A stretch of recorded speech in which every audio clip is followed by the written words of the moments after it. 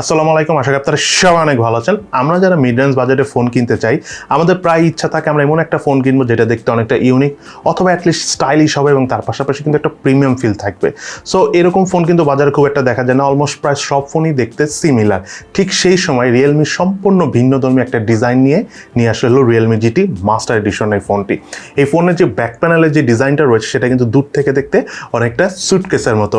যাই হোক, আজকের এই সুটকেস ডিজাইন থাকে রিয়েলমি জিটি মাস্টার এডিশন মোবাইলটি থাকছে বিস্তারিত রিভিউ এবং সম্পূর্ণ ভিডিও জুড়ে সঙ্গে থাকবে আমি ফারাবি।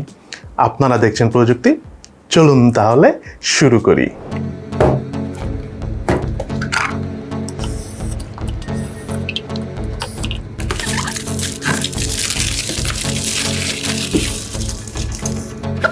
মোবাইলটির বক্স কন্টেন্টে রয়েছে user manuals, SIM tray ejector, stylish soft back cover, 65 ওয়াটের super dark charger, type C USB charging কেবল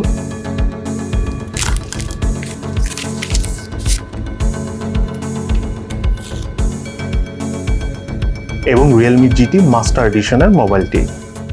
ডিজাইন এবং আউটলুকের কথা বলতে গেলে মোবাইলের রিয়ার প্যানেলটির উপরে ইকো ফ্রেন্ডলি ভেগান লেদার দ্বারা তৈরি একটা 3D প্রিন্টেড ডিজাইন দেওয়া রয়েছে, যেই ডিজাইনটা দেখতে অনেকটা সুটকেসের মতো। এছাড়াও রিয়ার প্যানেলে থাকা ট্রিপল ক্যামেরা হাউজের ঠিক ডান পাশেই রিয়েলমির লোগোর নিচে রয়েছে ওয়ার্ল্ডের রিনাউন্ড ইন্ডাস্ট্রিয়াল ডিজাইনার নাওতো ফুকাসাওয়ার সিগনেচার। কমপ্লিটলি স্টাইলিশ ডিজাইনের এই রিয়ার প্যানেল থাকা মোবাইলটি হাতে নিয়ে ইউজ করার সময় একটা প্রিমিয়াম ফিল পাওয়া যাচ্ছিল। আমার হাতে থাকা এই মোবাইলটির কালার ভেরিয়েন্টের নাম হলো ভয়েজার গ্রে। এই মোবাইলটির আরেকটি কালার ভেরিয়েন্ট রয়েছে, সেটার নাম হলো লুনা হোয়াইট। ইন হ্যান্ড ফিলের কথা বলতে গেলে 6.43 ইঞ্চি ডিসপ্লে সহ এই মোবাইলটির থিকনেস হলো 8.7 মিলিমিটার এবং ওয়েট হলো 180 গ্রাম। স্ট্যান্ডার্ড সাইজের এই স্টাইলিশ মোবাইলটি ওভারঅল সিঙ্গেল হ্যান্ডে বেশ কমফোর্টেবল ভাবে ইউজ করা যায়। বাটন এবং পোর্টসের কথা বলতে গেলে মোবাইলটির রাইট সাইডে রয়েছে পাওয়ার বাটন, লেফট সাইডে রয়েছে ভলিউম রকার এবং সিম কার্ড ট্রে, যাতে দুটি সিম কার্ড ইউজ করার অপশন রয়েছে, তবে নেই কোনো এক্সটার্নাল মেমোরি কার্ড ইউজ করার অপশন। মোবাইলটির উপর অংশে রয়েছে সেকেন্ডারি নয়েজ ক্যান্সেলেশন মাইক। মোবাইলটার নিচের অংশে রয়েছে main speaker, primary mic, USB type C charging port এবং 3.5 mm হেডফোন জ্যাকের পোর্ট। সিকিউরিটি সেন্সরসের কথা বলতে গেলে মোবাইলে থাকা ইন ডিসপ্লে ফিঙ্গারপ্রিন্ট স্ক্যানারটি বেশ ফাস্ট এবং স্মুথ ভাবে কাজ করছিল এবং ফিঙ্গারপ্রিন্ট স্ক্যানারটি পজিশনও আমার কাছে ঠিকঠাকই লেগেছে। সেই সাথে মোবাইলে থাকা ফেস আনলক সিস্টেমটিও বেশ ফাস্ট কাজ করছিল।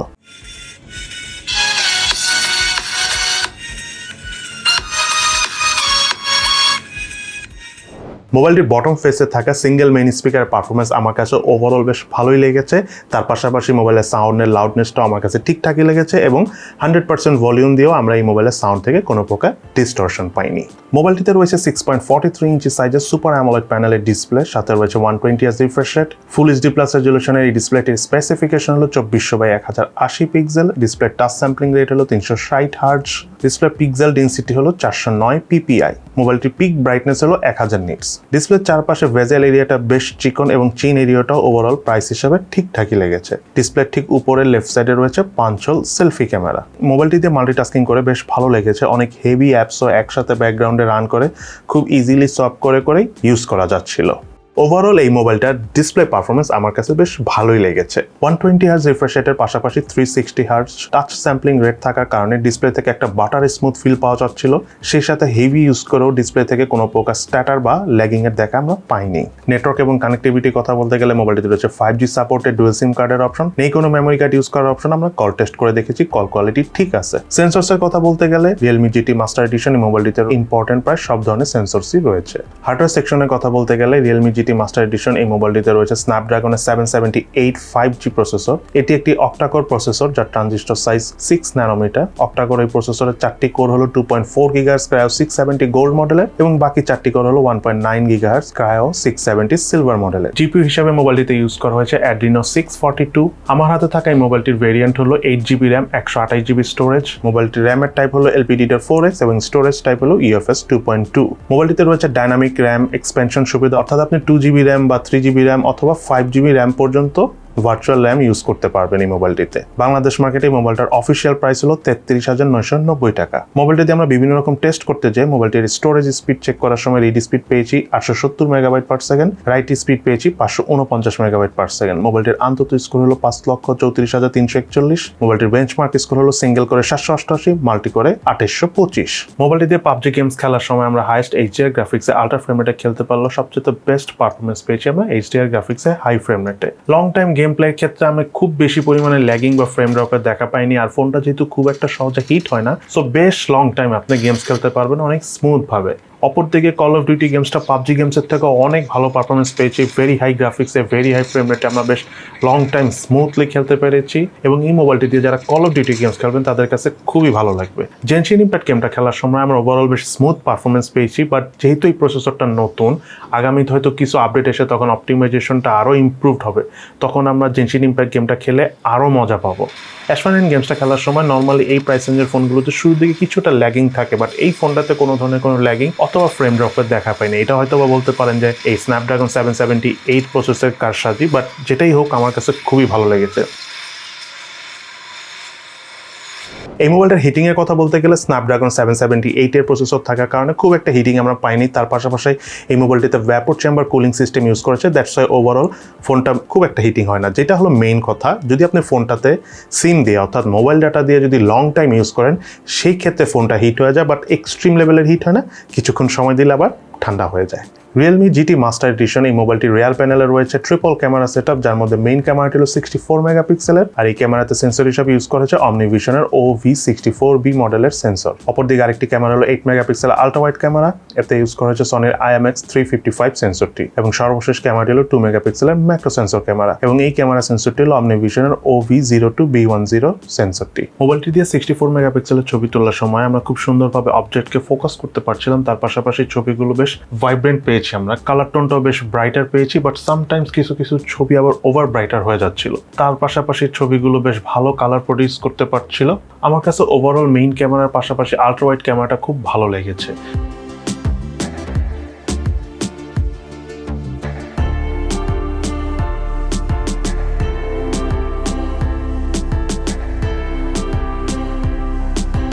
তার পাশাপাশি মোবাইলের ম্যাক্রো সেন্সর ক্যামেরার পারফরমেন্স আমার কাছে আপ টু দ্য মার্ক মনে হয়েছে।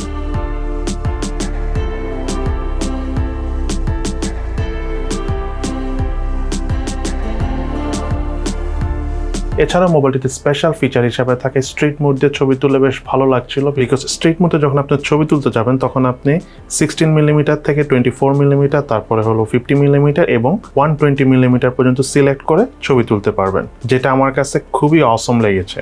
মোবাইলটি দিয়ে হাইস্ট 4K 30 ফ্রেম পার সেকেন্ডে ভিডিও শুট করা যাচ্ছিল, তবে বেস্ট পারফরমেন্স পেয়েছি আমরা 1080p 60 ফ্রেম পার সেকেন্ডে। যেহেতু মোবাইলটিতে কোনো অপটিক্যাল স্টেবিলাইজেশন নাই, তাই ভিডিও করার পর ভিডিও থেকে আমরা একটা শেকি ফিল পাচ্ছিলাম। এছাড়া মোবাইলটিতে কিছু স্পেশাল মোড রয়েছে, তার মধ্যে যেমন ডুয়েল ভিউ মোড রয়েছে টাইম ল্যাপস মোড, এবং এর পাশাপাশি রয়েছে স্লো মোশনের মোড।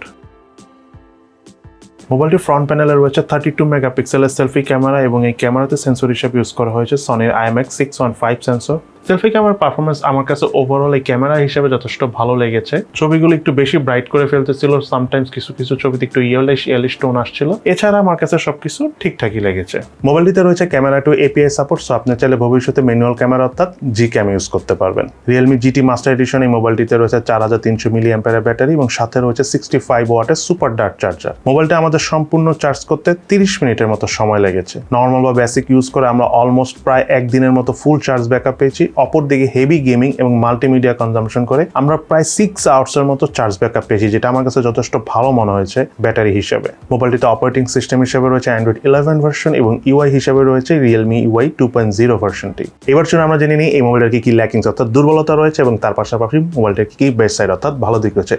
প্রথমেই চলুন আমরা জেনে নিই এই মোবাইলটার কি ল্যাকিংস অর্থাৎ দুর্বলতা রয়েছে। এই মোবাইলটার নাম্বার 1 ল্যাকিংস যেটা আমার কাছে মনে হচ্ছে সেটা হলো এই মোবাইলটার ডিসপ্লে। এতে যে আসলে কোন ধরনের গরিলা গ্লাসের প্রোটেকশন ইউজ করেছে সেই ব্যাপারে কিন্তু আমরা কোনো ক্লিয়ার ইনফরমেশন কোথাও পাইনি, সো বুঝতে পারছি না এক্স্যাক্টলি কোন ধরনের প্রোটেকশন রয়েছে। দেন 2 নম্বর যে বিষয়টা আমার এই ফোনের ক্ষেত্রে ল্যাকিংস মনে হচ্ছে সেটা হলো এই ফোনের এই যে ভেরিয়েন্টটা রয়েছে অর্থাৎ সুটকেস এডিশন অর্থাৎ ভয়েজার গ্রে কালারের, এই ভেরিয়েন্টটা দেখতে যতটা সুন্দর, এটা যেটা অন্য ভেরিয়েন্ট রয়েছে হোয়াইট কালারের, সেই ভেরিয়েন্টটা দেখতে কিন্তু সুন্দর না। ইভেন এটার কিন্তু আরেকটা ব্ল্যাক কালারের ভেরিয়েন্ট রয়েছে যেটা বিদেশেও পাওয়া যায়, হতে পারে বাংলাদেশে আসতে পারে কোনো এক সময়। যাই হোক, সেই ভেরিয়েন্টও দেখতে কিন্তু এত সুন্দর না এটার মতো। ইভেন ওই দুটো ভেরিয়েন্ট কিন্তু এই মোবাইলটা থেকে আরেকটু পাতলা, একটু ওয়েট কম, বাট দেখতে সুন্দর কিন্তু এইটাই। সো ওই কালারের ফোনগুলো যদি এই ডিজাইনের হতো তাহলে কিন্তু অনেক ভালো হতো, মানে আমরা চয়েস করে করে একটা সিলেক্ট করে নিতে পারতাম। সর্বশেষ দুইটা বিষয় আমার এই ফোনের ক্ষেত্রে মোটামুটি লেগেছে। তার মধ্যে নাম্বার 1 হলো এই ফোনটাতে কোনো অপটিক্যাল স্টেবিলাইজেশন নাই, দ্যাটস ওয়াই মোবাইলটা থেকে ভিডিও করে খুব একটা প্রিমিয়াম কোয়ালিটির ভিডিও পারফরমেন্স পাইনি। সো অপটিক্যাল স্টেবিলাইজেশন থাকা উচিত ছিল এই ফোনটাতে। দেন নাম্বার 2, এই ফোনটাতে যে স্পিকারটা ইউজ করা হয়েছে এটা কিন্তু স্টেরিও স্পিকার না, দ্যাটস ওয়াই স্পিকারের পারফরমেন্স ওভারঅল ঠিক আছে, বাট স্টেরিও স্পিকার হলে কিন্তু আমরা আরও ভালো পারফরমেন্স পেতাম এই ফোনটা থেকে। এবার চলুন আমরা জেনে নিই মোবাইলটা কি বেস্ট সাইড অর্থাৎ ভালো দিক রয়েছে। তার মধ্যে নাম্বার 1 হলো এই মোবাইলটার আউটলুক। এক কথায় জাস্ট অসম, মানে আপনারা যদি ফোনটা কিনেন অথবা না কিনেন একবার হাতে নিয়ে দেখবেন, আই হোপ আপনাদের ভালো লাগবে। রিয়েলমি মাঝে মাঝে স্টাইলিশ ফোন আনে, তার মধ্যে এটাও কিন্তু অন্যতম, বাট এটা কিন্তু কমপ্লিটলি ইউনিক। বাংলাদেশের সচরাচর অফিসিয়ালি এই ধরনের ফোন আমি এর আগে দেখিনি খুব একটা এসেছে এই প্রাইস রেঞ্জে আর কি। দেন নাম্বার 2 যে বিষয়টা আমার এই ফোনের ক্ষেত্রে ভালো লেগেছে সেটা হলো এই ফোনটার ক্যামেরা পারফরমেন্স। ভিডিওটা মোটামুটি হলো, এই ফোনটার ক্যামেরা পারফরমেন্স কিন্তু যথেষ্ট ভালো, স্পেশালি ডে লাইটের ক্যামেরা পারফরমেন্স আমার কাছে বেশ ভালো লেগেছে। দেন নাম্বার 3, এই মোবাইলটার ব্যাটারি হলো 4300 মিলিঅ্যাম্পিয়ারের মতো, বাট এটার ওভারঅল ব্যাটারি চার্জিং ব্যাকআপটা কিন্তু বেশ ভালো, অলমোস্ট 5000 মিলিঅ্যাম্পিয়ারের কাছাকাছি আমি চার্জিং ব্যাকআপ পেয়েছি, মানে খুব দ্রুত ব্যাটারি ড্রেনিং কোনো ইস্যু নেই। দেন নাম্বার 4, যেহেতু মোবাইলটাতে ইউজ করা হয়েছে স্ন্যাপড্রাগনের 778 প্রসেসর, সো আপনারা বুঝতেই পারতেছেন যে এটা খুব স্ট্রং একটা প্রসেসর, এটা পারফরমেন্সও যথেষ্ট ভালো, দ্যাটস ওয়াই আমরা এটা থেকে কিন্তু গেমিং পারফরমেন্সও প্রাইস বিবেচনায় বেশ ভালো পেয়েছি মোবাইলটি থেকে। দেন সর্বশেষ যে দুটি বিষয় আমার এই ফোনের ক্ষেত্রে ভালো লেগেছে তার মধ্যে নাম্বার 1 হলো এই মোবাইলটাতে যে ডিসপ্লেটা ইউজ করা হয়েছে স্যামসাংয়ের সুপার অ্যামোলেড প্যানেলের ডিসপ্লে, তার পাশাপাশি মোবাইলটাতে রয়েছে 120 Hz রিফ্রেশ রেট এবং তার পাশাপাশি কিন্তু ডিসপ্লেতে আরও রয়েছে 360 Hz touch sampling rate, that's why এই ফোনটা থেকে কিন্তু একটা বাটার স্মুথ এবং কোয়ালিটি সম্পন্ন ফিল পাওয়া যাচ্ছিল। এর পাশাপাশি এটা পিক ব্রাইটনেস 1000 নিটস হওয়ার কারণে কিন্তু মোটামুটি আউটডোর বলেন ইনডোর বলেন বেশ কোয়ালিটি একটা ফিল পাওয়া যাচ্ছিল। এবং সর্বশেষ যে বিষয়টা বলবো, আই মিন 2 নম্বর যে বিষয়টি নিয়ে বলতে চাচ্ছি সেটা হলো রিয়েলমির এই UI 2.0। এই মোবাইলটাতে কিন্তু আমরা কোনো ব্লটওয়্যার পাইনি, কোনো আননেসেসারি অ্যাপস পাইনি, আর অ্যাডস তো নাই। সো ওভারঅল একটা ক্লিন UI, এবং আমি মনে করি একটা মিড রেঞ্জের ফোন বলেন বা একটা প্রিমিয়াম ফোন বলেন যদি ক্লিন UI থাকে তাহলে কিন্তু ইউজ করে বেশ কমফর্টনেস পাওয়া যায়। আর আগামীতে খুব সুন রিয়েলমি UI 3.0 আসতেছে, সেটা কিন্তু আরও অনেক ক্লিন হবে। সো কেমন লাগলো আপনাদের কাছে এই রিয়েলমি GT মাস্টার এডিশন মোবাইলটি সেটা কিন্তু অবশ্যই ভিডিও নিচে কমেন্টস করে জানাবেন। আর সবাই ভালো থাকবেন, সুস্থ থাকবেন, ইনশাল্লাহ দেখা হবে ফিউচারে।